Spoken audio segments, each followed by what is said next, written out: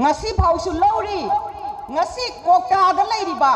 maitai panganna masida palloina ngamdaba taragadi aikhoi moirang kari oirakani thangnaba jaga kari oirakani habase aikhoi kaufade jaga sida leiriba civil society organization imaibel sing ipaipol sing pomnamangna law kheba daita do aikhoi maitai community na kaufam thokte haiba wafam sini thamjaningiba tani thamna da hapa isingum leiraba matam sin karigi thamoi nabano karigi asaram tanabano lamdam sida leiriba lamdam sida me thadagi thokiba landuda khwaidagi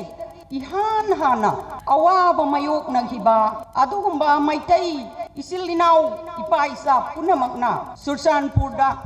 sada thaktana numit kayani thawai dabu hingadi haiduna makoi thawai kanjabham yaba jaga sing leiraba matungda ihan hana adugumba maitai singduna lakpa matamda khwaidagi ihan hana awaba mayok naraga satat chakhamnaraba adugumba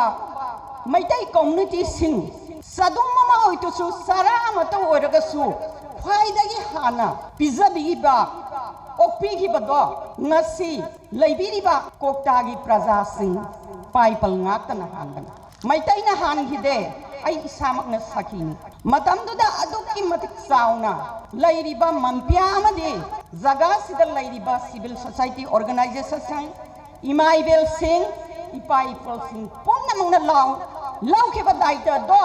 aikhoi maitai community na kaufam thokte haiba wafam sini thamjaningiba yamna nungsina matamduda manglam saki puari khangudragasu ningsingakpada aigi thamoida atuki matik aigi loina jarakpa aigi isanupa haujikna kokomigi media court mitar oina laibiriba isanupa sujin lamjingaga aikhoi mayamna lakpa matamda adugumba maitai pangal silinaw singna loramba daita do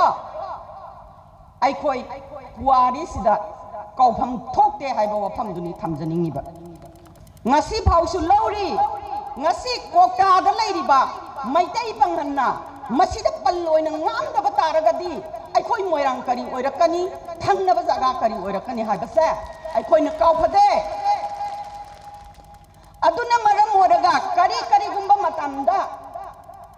aikhoi gi maitai community dagi aduga maitai pangal community singdagi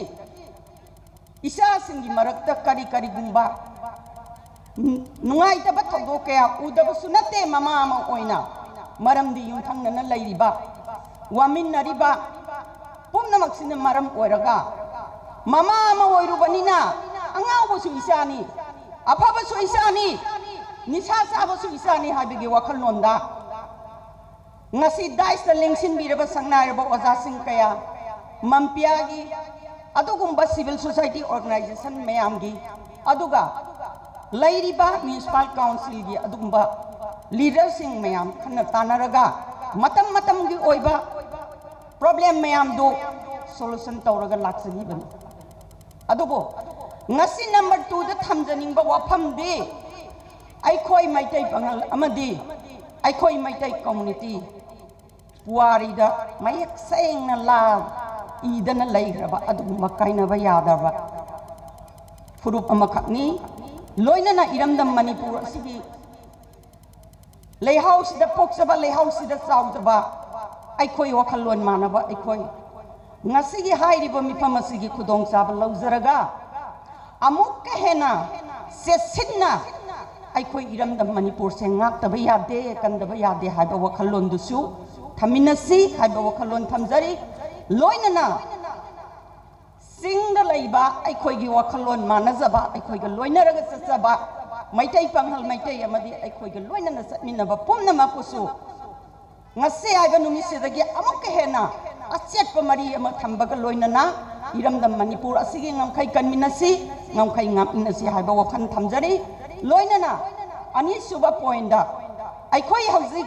iramdam manipur asigi ngamkhai di lengdana leigani aikhoi lambi hauji mangi aba se karana hanjinga dauribano karamba matamda aikhoi handok dauribano haibase aikhoi gi इरमना Manipur से पोक्चब enum Manipur से चाउचब पुनमना अमत ओइबगी वखलोंदुदा अपुनबगी शक्तिदुना अखोई कन्मिन्नगदोइनेबा अदुबो लाइबक थिबदी हौजिगी context दि येंगजब मतमदा mama ओइबी कयाना mama ओइबी assembly से चलतब मयाम अमा अखोइना उरी मसिगी वखल से थादोकमिनसी लुसिंगबा पामा यामकपा मसागी फिरेब लैतबा अदुगुम्बा मसिंग यामकपना अखोइगी इरमदा मणिपुर से तनिक तनिक थमनादा हापा इसिंगुम लैरबा मतमसिन करिगी थमोय पिटनबनो करिगी असारम तानबनो मधु थादोक्सी Napoleon मोनावर्न हाइरम्बा अफबा नाम पियो पृथ्वी जॉय तौगे हाइबदो अदुगुम्बा ममादो अखोय ओइमिनसी लुसिंगबा पामगदी ओइबियो मतुंग इंजगे अपुन मनस शक्तिनी अपुन मना थेंगनगदबनी अपुनबा मयामदुगी मतुंग इंजगे हाइदना अखोय बिष्णुपुर डिस्ट्रिक्ट ममल मचासिंगी ममा अपुनबा लुक चेयरमैन अमा ओइना अइना थमजरी मोत सिंजरगा लोइनना मोइरांग केंद्र अपुनबा मैरा पाइबी इमालुक ममपिलगी प्रेसिडेंट अमा ओइना अइना प्रॉमिस तौजरी पुनसन बियो अपुनबदुगी मतुंग इन्नबगी दमकता अखोइना सेम सादना लैजरे हाइबा वखलोन ngasiगी सभादा थमजरी ngasiगी मयाम पुनबगी खुदोंग चाबा लौजरगा पुनबियो मसोई मसोई ताबा ngasi सेंट्रल गवर्नमेंट अमदी मणिपुर स्टेट गवर्नमेंट लाइना उ फंगी ngasi मा अखोइसे अखोइगी पांगल थौना हनथननबगी दमकता मचेत ताननबगी तौरकपगी सरौ लांगसिदा अखोइ इरमदा मणिपुर से कन्मिन्ना से हाइबा तारगदी मधुगी लांगदा थुगदबदो वखलोंदो थादोपियो थुबिगनु अखोइ अपुनबा ओइना लेमिनसी लोइनना अहुम सुबा point ngasi isa singi marakta irandam iraibak manipur kandaba yade haina thokpira aga kari gumba matamda I masen gi oiba nasinanaw gi oiba marakta kari gi damakta problem masa create tawraga mama singbu wahan banoba adugi wakhan si thadok piyo isa singna aikoina ngasi Tunggi lambina sangauraba, mangi lambina tela aba ikoina iramdam Manipur kanba. Upay nate. Somna kaki ngasi ikang kangudana. Lakibal lal sinamaram oirakanda. Isa sing nisa sabasu, sadabasu, apabasu, patabasu, ason basu, akan basu. Loina magna iramdam ngakta ya de haina thogla aga ngasi iramdam gi damakta adugumba mirot kumda thengna dana laiba mayam se mama mu aina appreciate tawi thagalli laiba kanbang lambasu oyu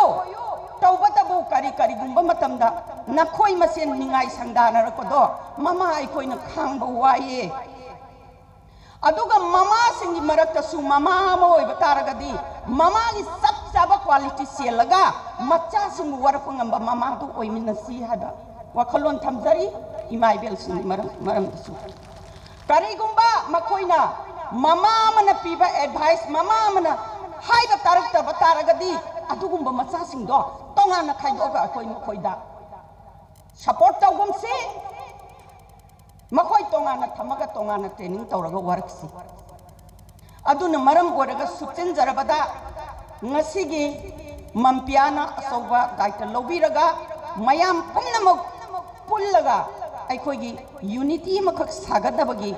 wakhallonda silakpa adugumba ahanba foundation de ni haina lawjaraga ngasi haiba numisidagi aikoigi iramdam manipur sida wakhallon manana tamina zariba internet nationalism gi wakhallonda adugumba pukning da singsilaga amata oina manghiba aikoigi lam manipur gi boundary kaida bataragasu aikoigi lam mangiba ngasi sorchanpur da laiba aikoigi lam मोइरांगी ओइरबा थांजिंसिंग